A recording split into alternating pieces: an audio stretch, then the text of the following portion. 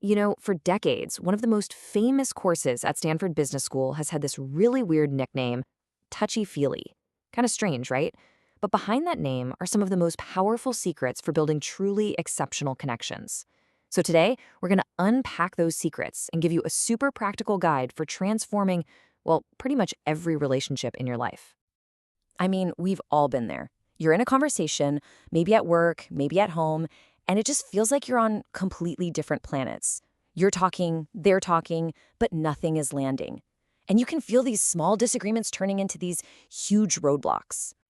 Well, what if there was a framework to actually fix this? That course, its official name is Interpersonal Dynamics. It gives you exactly that. And get this, graduates say it helped them become CEOs, and it saved their marriages. That just goes to show you that the exact same skills are what drive success in the boardroom and in the living room. So, how do we get there? Let's think of this as a quest for real connection. And the best part is, you totally have the power to navigate that path, to move from dysfunction or just okay to something truly meaningful. Think about it this way.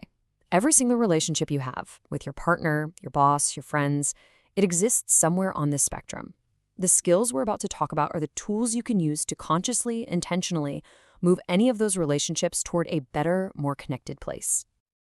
But okay, before we start climbing that mountain, we need to know what the peak looks like, right? What are we even aiming for? What does an exceptional relationship actually look and feel like? Well, here they are. This is like the DNA of a great relationship. It means you can be 100% yourselves. You can be vulnerable without being afraid. You trust that what you share won't be used as a weapon later. You can be truly honest. And get this, disagreements don't break you. They actually make you stronger. And maybe most important, you're both all in on helping each other grow. Okay, so where do we begin? The very first tool we're going to look at tackles the most crucial and, let's be honest, often the scariest first step, vulnerability. It's called the 15% rule. And this brings us to the central puzzle in all relationships. See, to build trust, we have to open up and share a little bit of ourselves. But sharing feels super risky. And if we don't share, we can't build trust. It's a total catch-22. So how do you solve this and manage that risk? Well, this map of our interactions is the key. We all have a comfort zone. You know, the easy stuff we say without even thinking. Then there's the danger zone, the stuff we would never, ever say. But the magic, where all the real growth happens, is right in the middle. The learning zone. And this is the solution, the 15% rule. It's so brilliant. You don't take this massive leap of faith into the danger zone. No way. You just take a small, manageable step, just 15%, outside your comfort zone. And here's the cool part. Every time you do that, and it goes well, your comfort zone actually gets bigger. It expands, making it that much easier to share a little more the next time. All right, so you've opened the door a crack with a little vulnerability. What's next? Well, now it's about learning how to have those conversations that can feel kind of tricky. And this brings us to a huge skill, giving feedback in a way that actually brings people closer instead of pushing them away. Now, this is a pretty bold claim from the course creator, David Bradford. I mean, almost anything to almost anybody, but it's true if you use the right technique. There's a way to have those tough talks without making the other person immediately throw up their defenses. And the key is this amazing metaphor of a tennis net.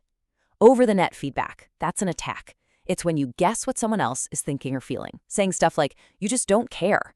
The goal is to always stay on your side of the net, talking only about what you know for a fact, what you saw them do, and how it made you feel. And this is exactly what it sounds like. It's a perfect example from the other course creator, Carol Robin. So instead of telling her husband, you're not even listening to me, she learned to say this. See what she did there? It's not an accusation. It's just a statement of fact about her feelings, based on things anyone could have seen and heard. It's undeniable. So here it is, a dead simple, powerful formula. Number 1, state the specific, observable behavior, what a video camera would have picked up. Number 2, share the emotional impact it had on you. That's it, behavior and impact. Simple as that. Okay, but what about all the small stuff? You know, those little annoyances that just don't seem worth bringing up. This next idea, from pinch to crunch, shows exactly why ignoring them is actually so dangerous. This timeline just nails it, doesn't it? It all starts with a pinch, this tiny little irritation you decide to just let go. But then it happens again, and you start telling yourself stories about why they're doing it. And pretty soon that little pinch has festered and grown into a massive crunch, a huge blow-up. So why do we let this happen? We tell ourselves, it's not worth it, it's not a big deal. But the course offers this incredibly powerful reframe. The next time you think that, just swap out the word it with we. Is this relationship not worth it? Wow. Suddenly the whole calculation changes, doesn't it? Okay, last big piece of the puzzle. Let's flip the coin. We've talked a ton about how to give feedback, but being a great receiver of feedback, that's just as important if you want to build an exceptional relationship. For those moments when you get feedback that kind of stings, you can use this personal mantra, AFOG. It stands for another opportunity for growth. Because honestly, even when it's tough to hear, that feedback is a gift. It's new information about yourself, and it's always, always a chance to get better. So what's the very first thing you should say no matter how you're feeling on the inside? Just this. Thank you for telling me. It's almost magical. It instantly takes all the tension out of the room and shows that you're open, which creates the safety you need for real honesty. So there you have it. We've covered the tools, the 15% rule to be just a little more vulnerable, staying on your side of the net to give better feedback, and seeing feedback as a gift. The real question now is for you. What's one relationship in your life where you could use one of these tools to take one small step forward today?